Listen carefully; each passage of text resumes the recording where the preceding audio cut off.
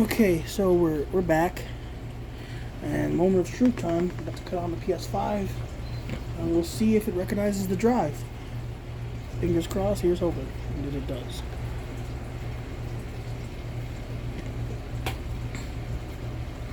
I'm hoping that it recognizes the drive and everything goes well, and I can start installing games. Well, that's already the first sign of trouble. Why didn't it cut on?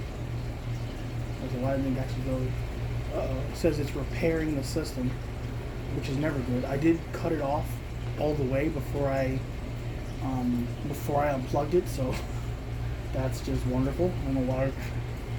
Going through this setup, you know how the PS5 hates it when you unplug it without cutting it off. Whereas the Xbox, you can just unplug it, take it wherever you're going, and then replug it back up, and it'll really pick up where you left off at. Which is insane, but okay, let's see.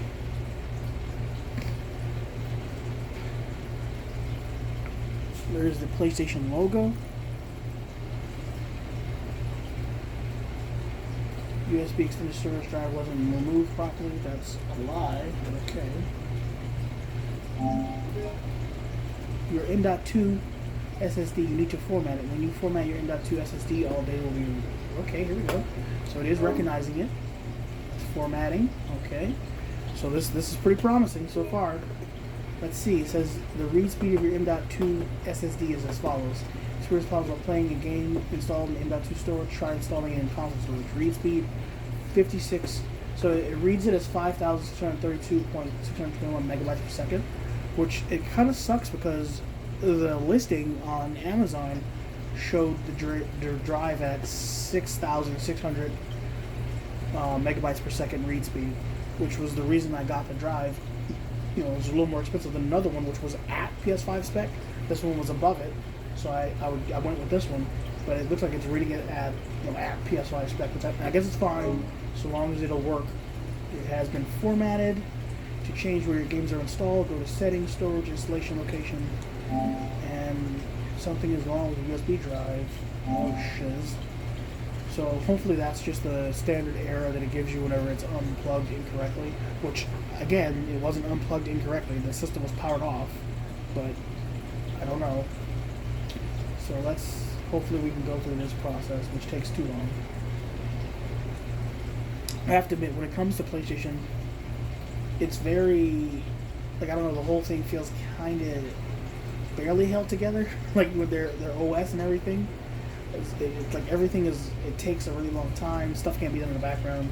And this goes all the way back towards the PS3. I remember the PS3 didn't even have background downloads until like a year after, or a couple months after it was launched. So yeah, well, everything on PlayStation is kind of, I don't know, it's kind of hinky. Whereas on Xbox, everything just kind of it works, you you hook the drive up, it reads the drive, you start installing stuff to it, it's no big deal. It can read multiple drives at once. You cut the Xbox off, you unplug it, it doesn't do this, where it has to repair and all that stuff. The Xbox can be glitchy, but it's just I don't know, I feel like with the PlayStation, it's always a little glitchier, if that makes sense. Man, this is taking some time now. Any day now. Is it really gonna have to go from 28% to 100? Oh shit! There we go. It's starting to jump percentage. I hope it didn't corrupt any other games, because that would cause me to have to reinstall all. Okay, there we go. It jumped to 84. All the games, and let me tell you, that's a nightmare. At least it was when I first got the PS5, because I had all my PS4 games already installed in the SSD, but I forgot what it was. There was some reason I had to download and install some games because they weren't recognized or whatever, or corrupted or something. And downloading and installing the games was a pain in the ass, because for whatever reason, you'd set it to do it in the background, and the system would I would put it in sleep mode, and it just wasn't, it would error out. By the time I turned it back on, the games wouldn't be installed, and there'd just be a bunch of errors. So I had to actually leave it on and watch it as it installed, which was painful. So I do not want to have to go through that again. And okay, so it says it was unplugged incorrectly. That's not really the case. Let's see what we got here. Alright, Alright, system's back on. We got the drive installed. Sign into my profile.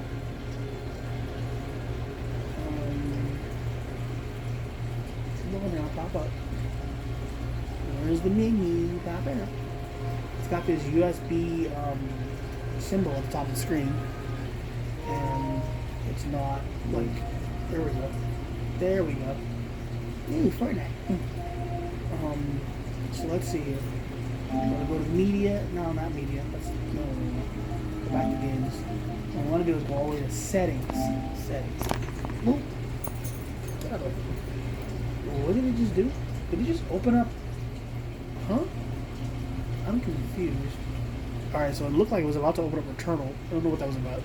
But, yeah, so we're in settings, storage, and yeah, there we go. We see our M.2. It is at a full 2 terabytes. So that's something that I find very interesting. Most of the time when you plug a drive, like most of the time you plug a drive with your hard drive or an SSD into a computer or something like that, there's always a portion of that drive that you can't access, like a portion of the space that you can't access that's reserved for, you know, like system functions and the OS and stuff. Here, that's not the case. You literally get the full 2 terabytes. So that's very promising. I like that a lot. So let's see what it's like to put some games on this baby. So I have, let's see, I'm gonna go to the extended storage. Hopefully it actually reads the extended storage and didn't glitch out. I think it might have. Dude, I'm going to be so disappointed. It's not recognizing the extended storage. It's showing it as a 0 kilobytes. Bro. Talk about getting slapped in the face. Like, this is such a pain in the ass. Like, I don't know why it didn't. Like, I didn't unplug it correctly. I had it turned off. But it is definitely, like, not recognizing my extended storage right now. Which sucks.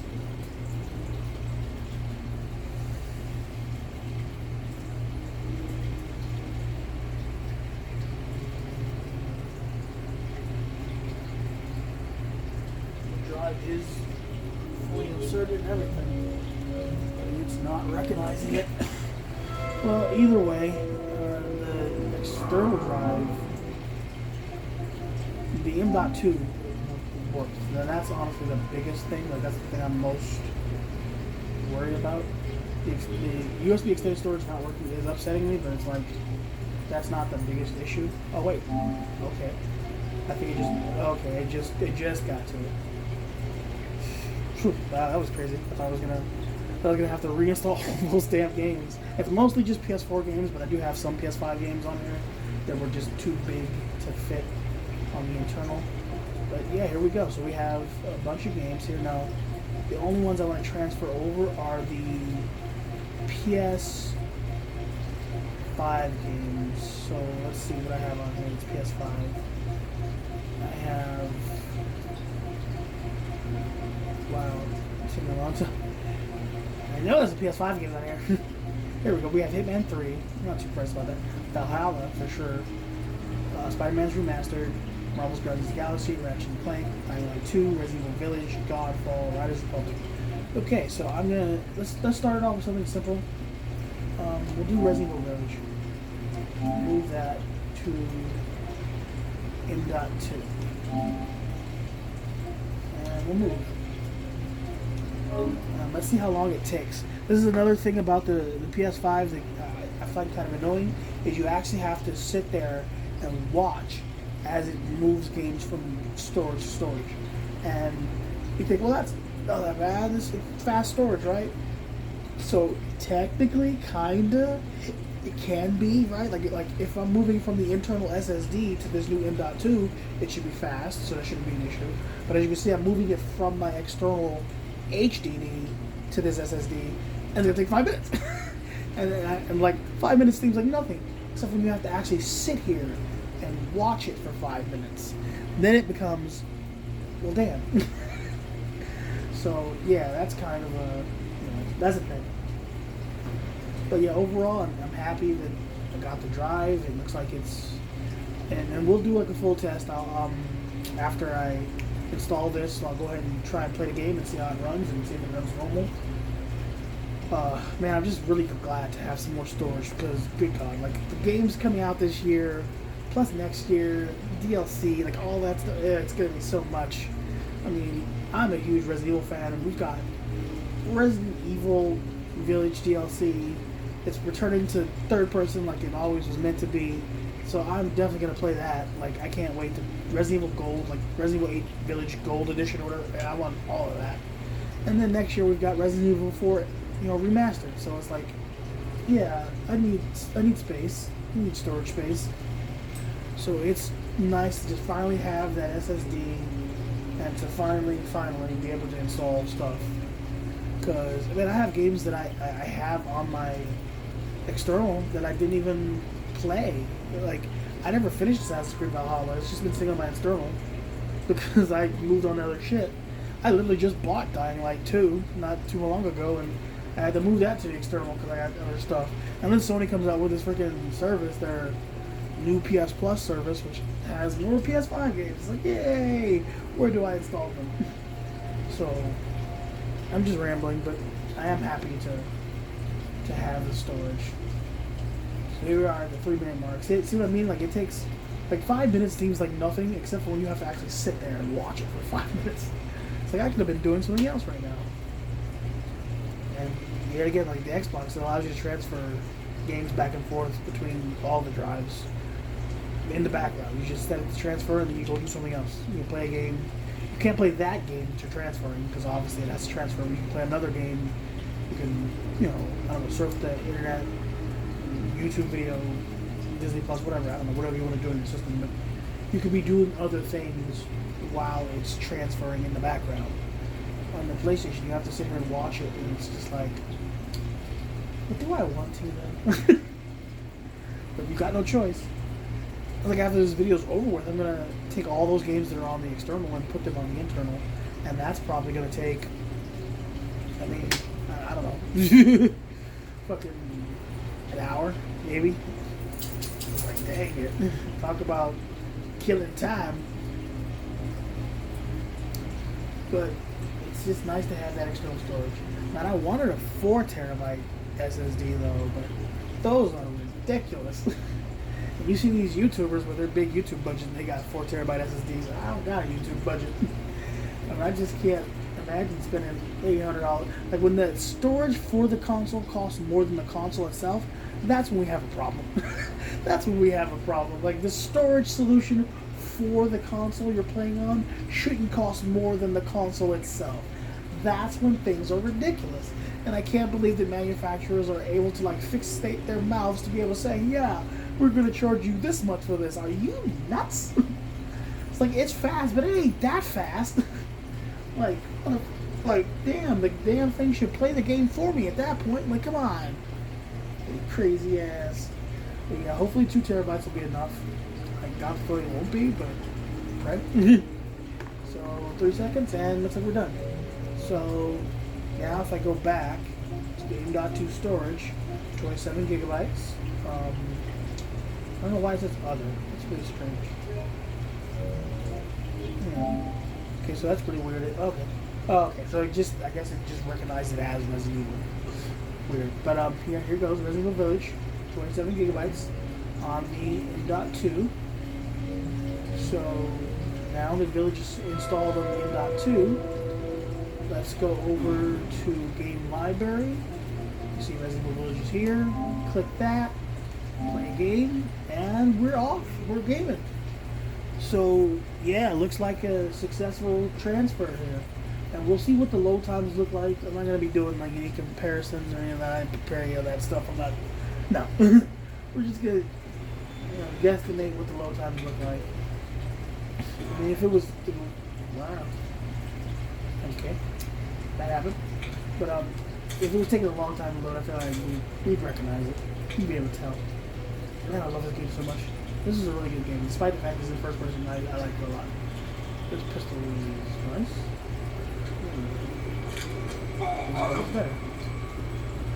So, yeah, everything seems to be running perfectly fine. The game looks, fantastic. It is beautiful. Looks like it's running at a full 60 FPS, and yeah, I think that's it. We got it going. So that is the SSD install for the PlayStation 5. It was kind of eventful. We had a few hiccups there in the middle, but overall we got it done, and everything seems to be working as normal.